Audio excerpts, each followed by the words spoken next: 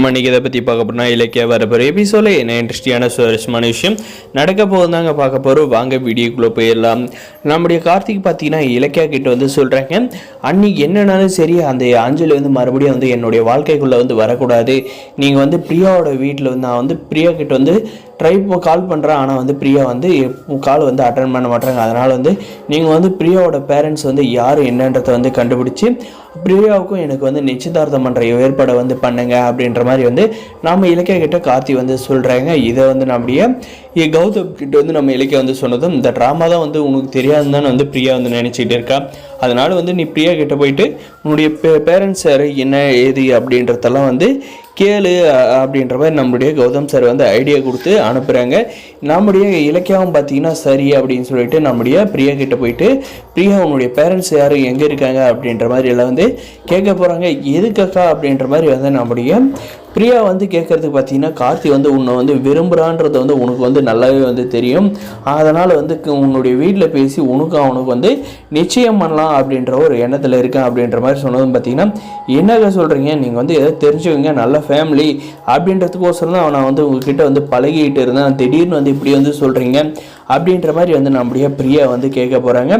அதுக்கு நம்முடைய இலக்கியா பார்த்தீங்கன்னா, என்னம்மா ஏதாவது பிரச்சனையா உனக்கும் கார்த்திக்கும், ஏன் கார்த்தி வந்து வீட்டில் வந்து சந்தோஷமாகவே இல்லை அப்படின்ற மாதிரி வந்து கேட்டதுக்கு நம்முடைய பிரியா வந்து என்ன சொல்கிறாங்கன்னு பார்த்தீங்கன்னா, ஆமாம் அவருக்கும் எனக்கு வந்து பிரச்சனை தான், அவருக்கு வந்து கல்யாணம் ஆன விஷயத்தை வந்து என்கிட்ட வந்து சொல்லாது வந்து மறைச்சிருக்காங்க.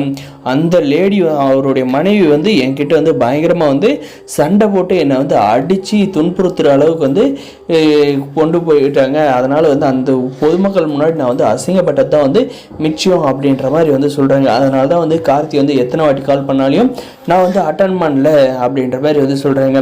கார்த்தியோட கல்யாணம் வந்து ஒரு சுச்சுவேஷனில் வந்து நடந்ததுமா, அதெல்லாம் நீ நினச்சிக்காத, அந்த கல்யாணம் எப்படி நடந்துச்சு, அதனால் வந்து அவன் எவ்வளோ பாதிக்கப்பட்டான் அப்படின்ற விஷயத்தெல்லாம் நான் வந்து சொல்கிறேன்.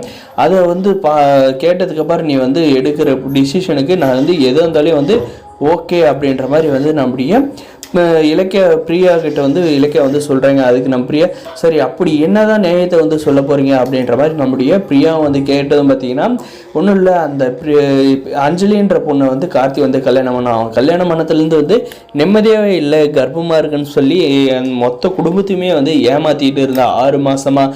அதை வந்து நான் வந்து கஷ்டப்பட்டு எவிடன்ஸோட வந்து நிரூபித்து அவளை வந்து வீட்டை விட்டு அடித்து துரத்திட்டான், அவள் வேற யாரும் இல்லை, என்னுடைய மாமா பொண்ணு தான் அப்படின்ற மாதிரி வந்து நம்முடைய இலக்கியா வந்து சொல்கிறாங்க.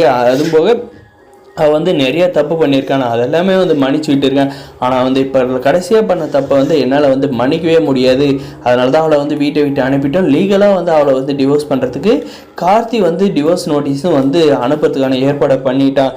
அவளால் வந்து இனிமேல் உனக்கு எந்த ஒரு பிரச்சனையும் வராது அப்படின்ற மாதிரி நம்ம இலக்கிய வந்து சொன்னதும் பார்த்தீங்கன்னா, இல்லைங்க இது வந்து ரொம்ப பெரிய பிரச்சனையாக இருக்குது, இதில் வந்து நான் தலையிட்டினேன்னா என்னுடைய குடும்பமாகவும் என்னுடைய மானம் வந்து கண்டிப்பாக வந்து போயிடும், அதனால் வந்து நீங்கள் வந்து கார்த்திக் வந்து வேறு ஒரு பொண்ணை பார்த்து கல்யாணம் பண்ணி வச்சிருங்க அப்படின்ற மாதிரி வந்து சொல்ல போகிறாங்க.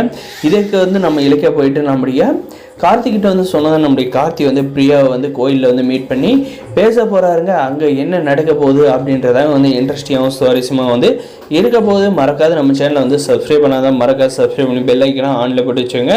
தேங்க்ஸ் ஃபார் வாட்சிங்.